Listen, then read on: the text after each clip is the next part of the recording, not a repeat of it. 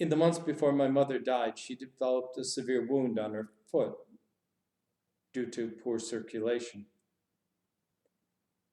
On one of my visits home, she informed me that the visiting nurse was not able to come in that particular day and that it would be my responsibility to change the dressing.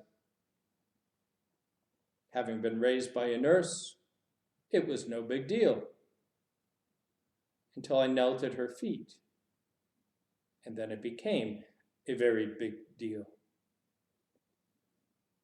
Our relationship had never been easy.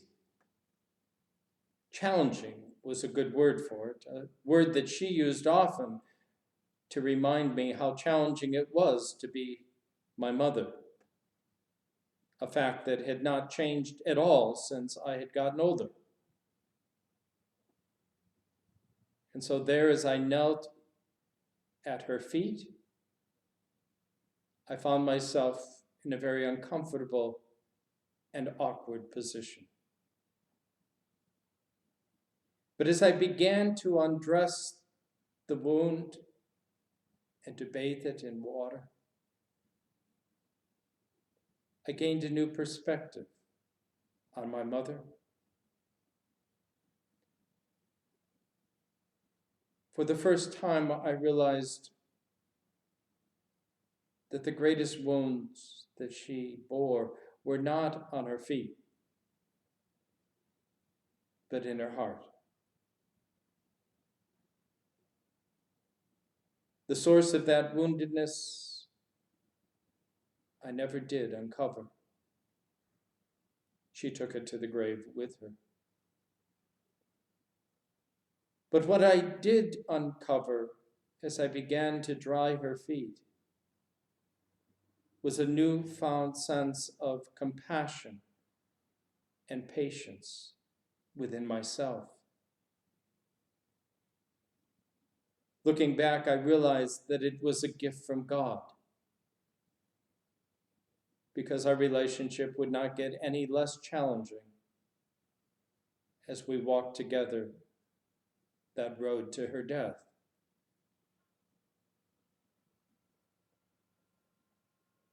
To serve another is to open ourselves up for great revelation, insights into their lives, as well as discoveries about ourselves.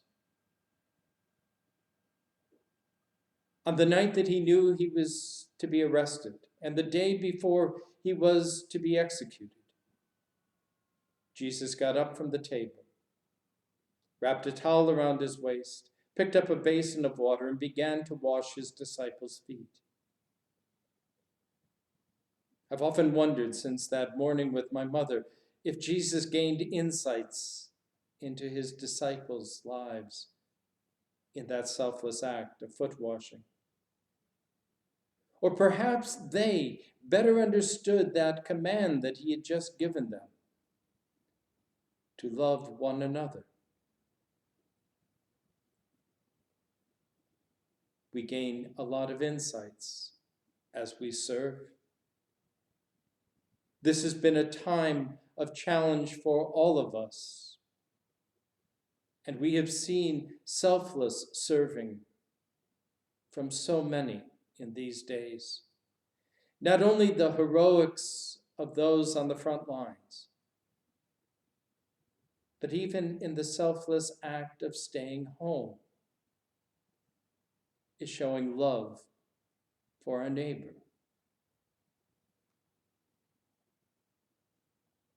This day has been a day of reconciliation in the life of the church over the centuries.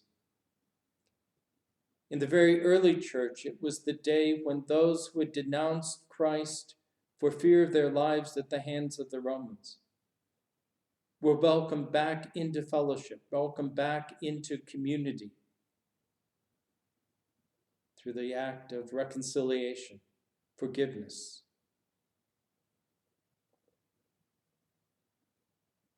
Since social distancing makes it difficult today to wash feet or to do acts of service, I invite you to pray to pray especially for those whose feet are difficult for you to wash, for those whom you desire reconciliation for.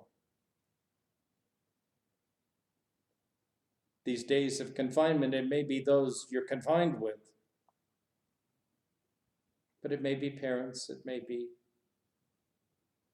children, it may be siblings, it may be estranged friends.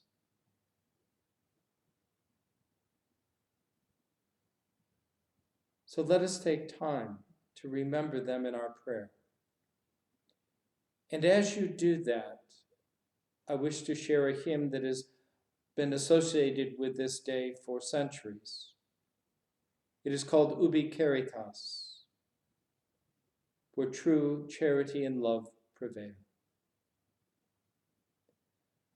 Ubi caritas et amor, ubi caritas Deus ibi es, ubi caritas et amor, ubi caritas Deus ibi es, ubi caritas